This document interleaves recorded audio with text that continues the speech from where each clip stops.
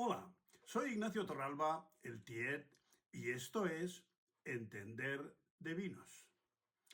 Este va a ser un vídeo que seguramente va a ser uno de mis favoritos.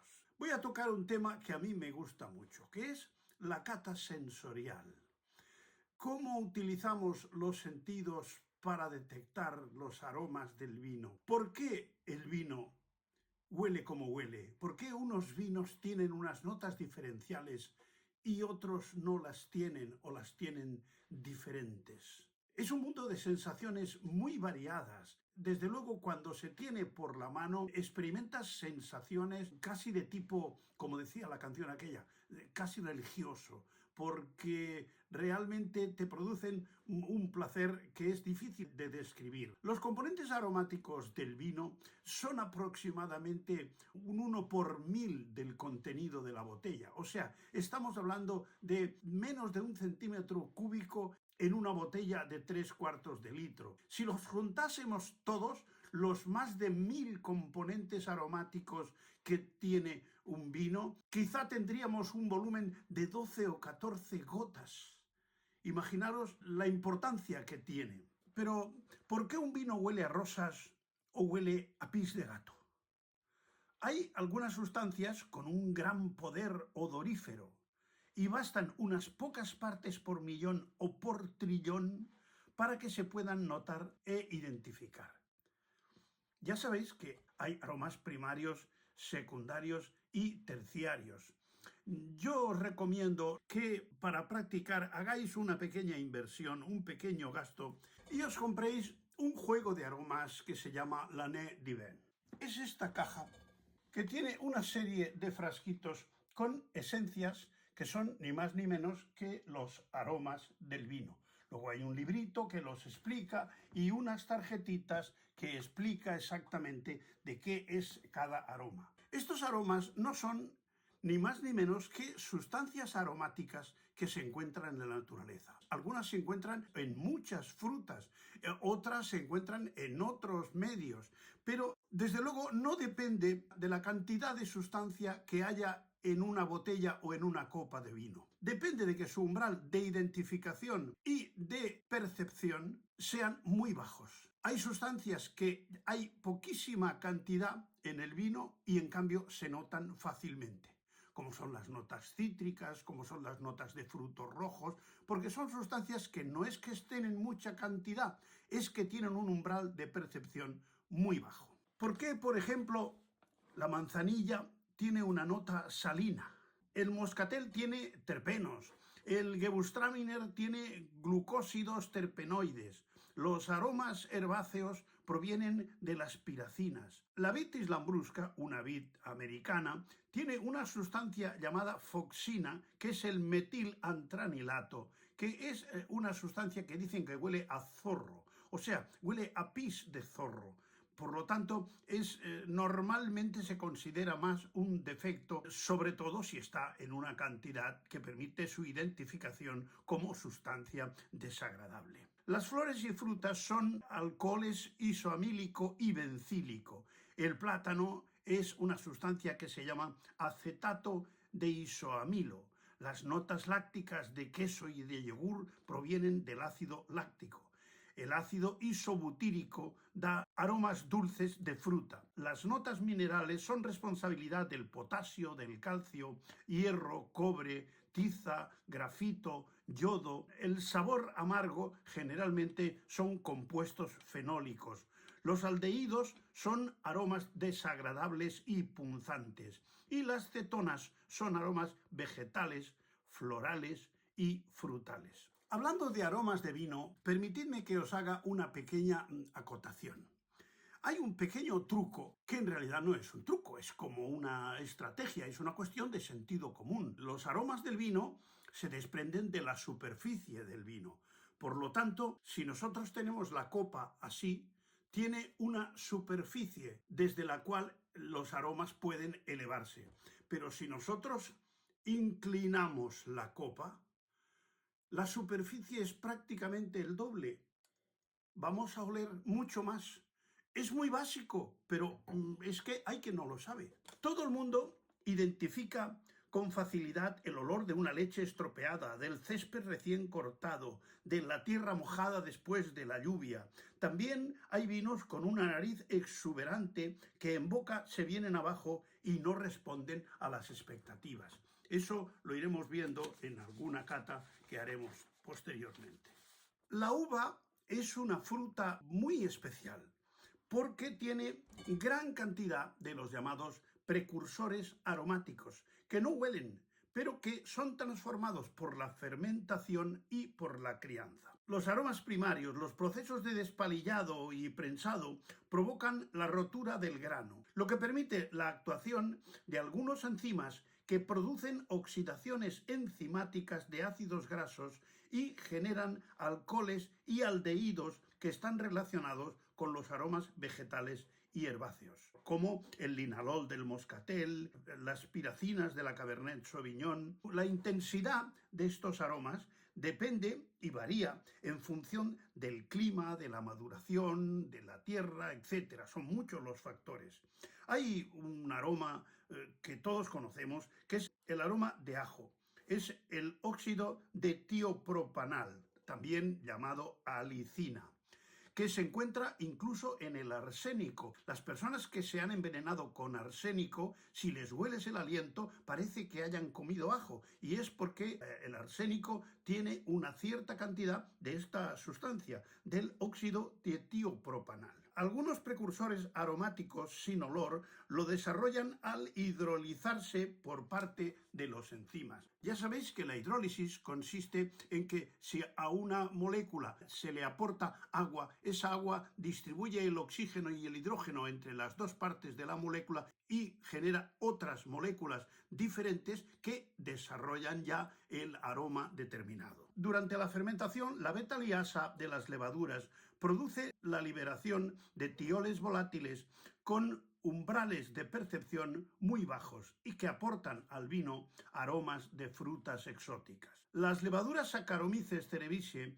producen metabolitos secundarios de la glicólisis como alcoholes lineales C3, C5 y alcoholes ramificados y algunos ésteres como los acetatos de alcoholes superiores y ésteres etílicos de ácidos grasos que se asocian a aromas florales y frutales en los vinos jóvenes. El diacetilo produce el conocido olor a mantequilla de los vinos de Chardonnay. Los aromas primarios de las principales uvas blancas son más o menos estos. De la Chardonnay, en las notas de avellana, mantequilla, fresa, melocotón. La uva aparellada huele a flor de viña, a manzanilla. La Sauvignon Blanc huele a grosella, menta y fruta tropical. El macabeo, también llamado viura, huele a pomelo y a manzana. La uva moscatel huele a rosa, nardo, jazmín, o sea, el aroma típico del moscatel. El Riesling da notas claras de limón, miel, albaricoque, acacia, romero. Y luego en las uvas tintas, la Cabernet Sauvignon suele dar arándanos, moras, frambuesas, grosellas, pimiento verde, eucalipto y tabaco. La Pinot Noir es frecuente que dé aromas de cerezas, violetas, fresas, casís y grosella. La garnacha da notas de confituras, especias y pimienta verde. La uva Syrah también tiene notas de moras, casís, pimienta y laurel. El tempranillo tiene notas de bayas rojas, frambuesas, grosellas, ciruelas negras. Y la merlot da notas de casís, confitura de bayas rojas y pimienta verde. Los aromas secundarios se perciben principalmente por la vía retronasal. Hay la serie de fermentación que da notas de olor a levadura, pan, brioche, galleta, bollería fina. Hay la serie láctea que son notas de leche, yogur, mantequilla fresca, queso, levadura. Y luego hay la serie amílica que son notas de plátano, caramelo ácido, laca de uñas, barniz. Y los aromas terciarios son, como sabéis, los aromas de la crianza que, como los secundarios, se perciben mucho mejor por la vía retronasal. En los blancos se suele encontrar sobre todo 4 series aromáticas. La serie floral, o sea, flores frescas o secas, manzanilla, brezo. Hay la serie frutal de frutos secos, orejones. La serie de confitería que da miel, praliné, almendras, cera de abejas, coco. Y después hay la serie de maderas balsámicas con notas que suelen ser las notas de roble, de cedro, de madera blanca, de madera verde, vainilla, humo, tostados, pino, resina, eucalipto, coco, tabaco. Son todo aromas que se pueden encontrar en los vinos. Estos que he dicho son aromas propios de los blancos, que se pueden encontrar en algunos tintos. Y luego en tintos hay la serie de sotobosque, trufa, setas, brezo, la serie frutal que da notas de fruta roja y negra maduras y acompotadas, notas de mermelada, ciruelas pasas, cerezas y ciruelas en licor, higos, hoja de higuera, aceitunas negras. Luego hay la serie de maderas y especiadas, que son las notas de roble, pino, regaliz, madera quemada, madera verde, madera ahumada, incienso, ceniza, vainilla, canela, caja de puros, barniz, laca, resina, eucalipto, coco, tabaco, etc. Luego hay la serie empireumática y animal, que son las notas de cacao, pan tostado, pan de especias, avellanas, almendras tostadas, nueces, café, tabaco, jugo de carne, cuero, tinta, almizcle, caza de pelo y pluma, piel de animal, sangre, etc. Otra familia de aromas del vino son los defectos, porque también en el vino podemos encontrar notas de corcho, que son notas más bien tirando a humedad, notas de picado, oxidado, de frutos secos pasados, rancios, las notas de reducción, de azufre, de huevos podridos, el llamado sulfídrico. Y después están las notas de mala fermentación, que son notas de levaduras, de queso azul, que son de fermentación a baja temperatura. Y luego están las notas de col hervida y de verduras hervidas, cuyos responsables son la fermentación a temperaturas muy elevadas. Por ejemplo, por encima de 33-35 grados se empiezan a producir esta familia de aromas. El cromatógrafo de gases es una especie de nariz electrónica que detecta cientos de sustancias aromáticas, pero las detecta desde un punto de vista químico, por su estructura, pero desde luego nunca tendrá la sensibilidad de la nariz. Puede detectar cantidades muy pequeñas, pero nunca, un cromatógrafo de gases nunca se emocionará con el aroma de un vino. Los aromas minerales no siempre tienen su origen en el suelo.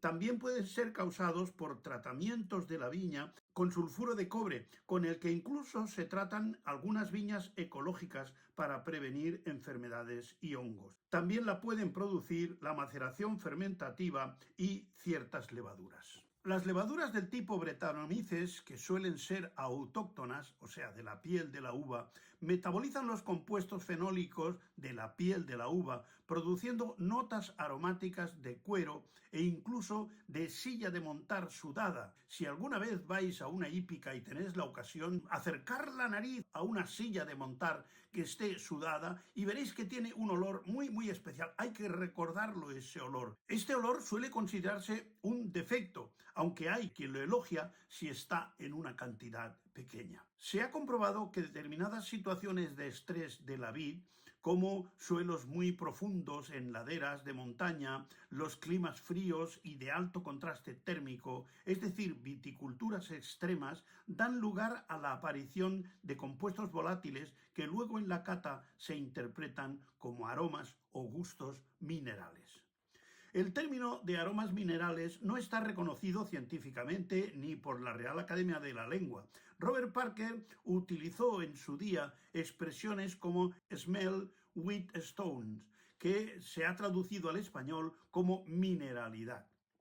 Aromas y sabores que recuerdan al humo de cerilla, sílex, piedra de mechero o pedernal, que son empleados por los catadores para referirse al supuesto carácter mineral de un vino. Con frecuencia oiréis hablar de los 7 tipos de aromas básicos del vino, que son primarios, secundarios y terciarios, y que son los siguientes: 1, florales; 2, frutales; 3, vegetales; 4, minerales; 5, especiados; 6, balsámicos; y 7, sulfurosos, o sea, el típico olor que hemos comentado antes de huevos podridos, notas de ajo, de cebolla, de caucho, que tienen que ver con la presencia de átomos de azufre en el vino. Existen más de 50.000 olores, aunque la nariz humana solo puede reconocer unos 5.000. Es conveniente conocer, aunque no para darse pisto, sino simplemente para saber quién es el responsable de ese olor. Por ejemplo, el olor a manzana es producido por el acetato de butilo. Las notas de café las dan los furanos, pirroles y piracinas. El caramelo también los pirroles. Y como hemos dicho antes, del olor de mantequilla es responsable una sustancia llamada diacetilo. Una nota curiosa también es el concepto de sinestesia, que es una figura retórica que, además de la mezcla de sensaciones auditivas, visuales, gustativas, olfativas y táctiles, asocia elementos procedentes de los sentidos físicos con sensaciones internas, o sea, recuerdos y emociones. La sinestesia es atribuir una sensación a un sentido que no corresponde. Por ejemplo, hablamos de amarillo chillón. El amarillo no chilla, pero quiere decir que es un amarillo muy fuerte, muy potente. Hay muchos tipos de sustancias que producen aromas en el vino. Por ejemplo, hay alcoholes que producen el aroma herbáceo, y que es el hexanol, y el aroma de rosas lo produce el 2-feniletanol. Después hay un grupo de sustancias que son los ésteres, que dan los siguientes aromas. El butirato de etilo da notas de frutas, así como el hexanoato, el octanato y el decanato. El tetradecanoato huele a jabón. El acetato de etilo huele a pegamento, el famoso olor de pegamento y medio. El acetato de metilbutilo es el olor de la banana, y también el acetato de isoamilo. El acetato de exilo es el olor de pera. El lactato de etilo es el olor de café. El succinato de dietilo es el olor de alcanfor. Ya no se usa el alcanfor. Yo me acuerdo que mi abuela ponía unas bolitas en el armario que era el alcanfor, y eso hacía pues que la ropa pues no tomase olores de humedad y oliese a esa especie de sustancia desinfectante. Después, el cinamato de etilo es el que produce el olor a higos. Luego hay ácidos grasos que también son aromáticos, como el hexanoico, octanoico, decanoico y dodecanoico, que toda esta familia suelen dar olores de jabón. Y luego hay el hexadecanoico, que da notas de cera y de vela, y lo dan también el esteárico, oleico y linoleico. Después hay ácidos volátiles como el acético, que da las notas del vinagre, y también el propiónico. El butírico es un ácido volátil que da olor a notas de suciedad. Después están los fenoles volátiles. El linalol da olor a tilo, terpineol a lirio, el citronelol a limón, el nerol a zanahoria, y el geraniol, que huele a rosa. Parece que tendría que ser geranio, pero me imagino que también es una sustancia pariente.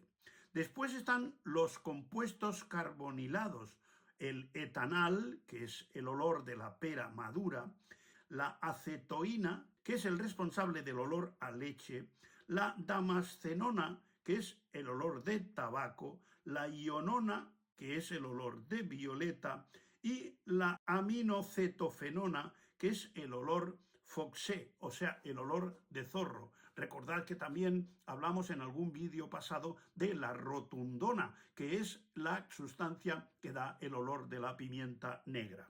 Después hay otros compuestos aromáticos también, como el disulfuro de carbono, que da el olor de caucho, el dimetilsulfuro, que da el olor de membrillo, el sulfídrico, que huele a huevos podridos, o sea, las famosas bombas fétidas, aquellas que recordamos de nuestra infancia, el acetato de metionilo, que huele a hongos, el 2-metiltioetanol, que huele a cebolla, el metionato de metilo, que es el olor de patata, la undecalactona, olor de melocotón, el piperonal, que es el olor de la acacia, y el vainillal, que es el olor de vainillina, de la vainilla.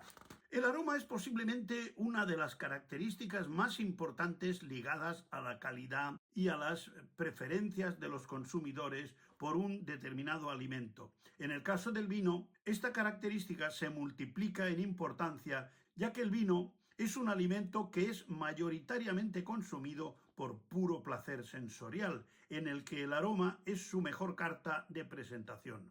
Los enólogos llevan a cabo todo tipo de acciones destinadas a fomentar las características aromáticas positivas y a eliminar o minimizar cualquier defecto aromático. De hecho, un aroma defectuoso puede inducir a que en una cata ese vino sea eliminado incluso sin llegar a catarlo. Cuando disfrutamos de un vino, probablemente no somos conscientes de la cantidad de compuestos aromáticos que intervienen en el aroma que percibimos y que son los responsables de que el vino nos pueda evocar aromas afrutados, maderizados, balsámicos, a frutos secos y que incluso nos pueda evocar emociones vividas anteriormente, y todo ello nos induzca a recomprar ese vino. La mayor parte de los compuestos responsables de los aromas del vino se caracterizan por ser compuestos volátiles que se liberan fácilmente de la base hidroalcohólica en la que se encuentran, y de esta forma pueden llegar a los receptores olfativos que están en la pituitaria de nuestras fosas nasales. Y además se requiere que estén en una concentración suficiente, superior a la de su umbral de detección, que es la concentración mínima de una sustancia que puede ser percibida por una media de la población.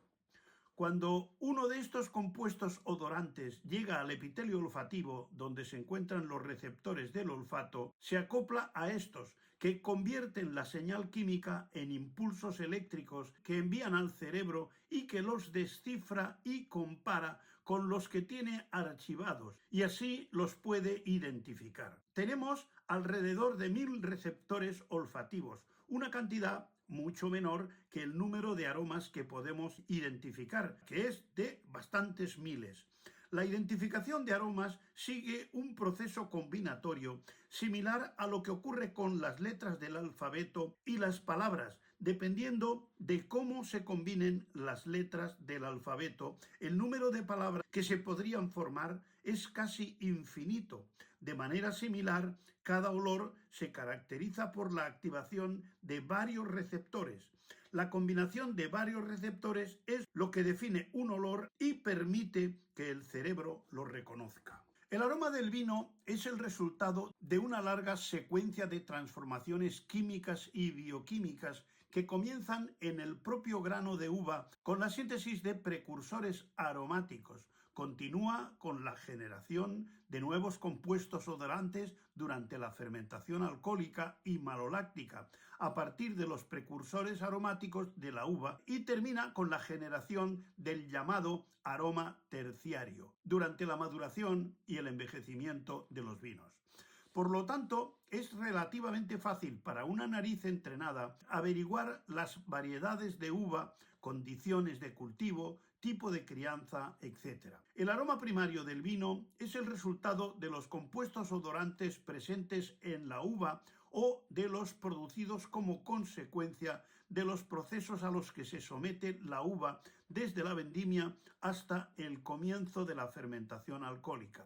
Todos estos procesos, prensado, despalillado, etc., provocan la rotura del grano de uva, lo que permite la actuación de los sistemas enzimáticos, principalmente oxidaciones enzimáticas de ácidos grasos. Como resultado, se origina principalmente alcoholes y aldehídos de 6 átomos de carbono que están relacionados con aromas vegetales y herbáceos. La uva no es una fruta especialmente aromática, pero su secreto es la gran cantidad de precursores aromáticos que, una vez potenciados por la fermentación, dan lugar a la enorme variedad de aromas del vino. Algunos de ellos tan característicos que permiten la fácil identificación de la variedad de la uva que ha dado lugar al vino. Algunos ejemplos de moléculas con el llamado carácter de impacto, o sea, típicas de la variedad, son el linalol de la uva moscatel, las piracinas de la Cabernet Sauvignon, que da notas de pimiento y que, cuando evoluciona, ese pimiento fresco con aroma de recién cortado se evoluciona hacia pimienta. Diferentes tipos de pimienta también. El mercaptopentano de la Sauvignon Blanc, entre otras sustancias identificativas, no son fáciles de reconocer por estar en gran cantidad, sino por tener un umbral de detección muy bajo. El aroma secundario del vino está compuesto por las sustancias volátiles que se generan durante la fermentación alcohólica y maloláctica. La levadura, Saccharomyces cerevisiae, al consumir los azúcares, produce como metabolitos, es decir, una especie de excrementos de su metabolismo, numerosos compuestos aromáticos como ésteres etílicos, ácidos grasos que constituyen los aromas florales y frutales de los vinos jóvenes. En casi todos los vinos tintos y algunos blancos que hacen la fermentación maloláctica se produce la 2,3-butanodiona, conocida como diacetilo, que contribuye al aroma de mantequilla de los vinos, como ya hemos dicho.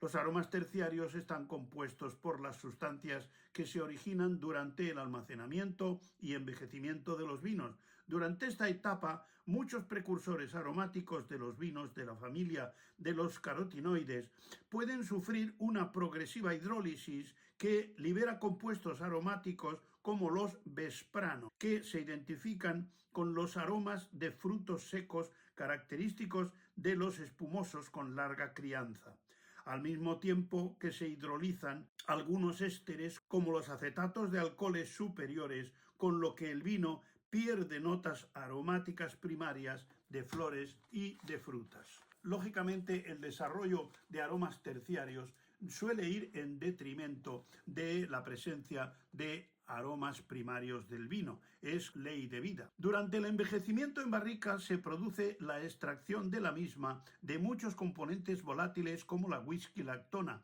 que da al vino notas de madera y de coco. El guayacol y el eugeniol aportan aromas de crianza. La piranona y el furaneol son los responsables de los aromas tostados o empireumáticos. Hay aromas que compiten con otros. Por ejemplo, se ha comprobado que las notas aromáticas de vegetal o pimiento verde, muy típicas de la variedad Cabernet Sauvignon, pueden enmascarar la presencia de aromas frutales. Sin duda, la interacción entre olor y sabor es una de las mejor conocidas. Por ejemplo, muchos de los aromas asociados a frutas como melocotón y fresa se perciben más intensos cuando aumenta el contenido en azúcar de un vino. Este mundo de las sensaciones olfativas es interminable. En algunos casos he repetido conceptos porque ya sabéis que a mí me gustan los conceptos importantes, hay que repetirlos para que queden fijados. Por lo tanto, ni consideréis esto una entrega definitiva de este tema, al que volveremos,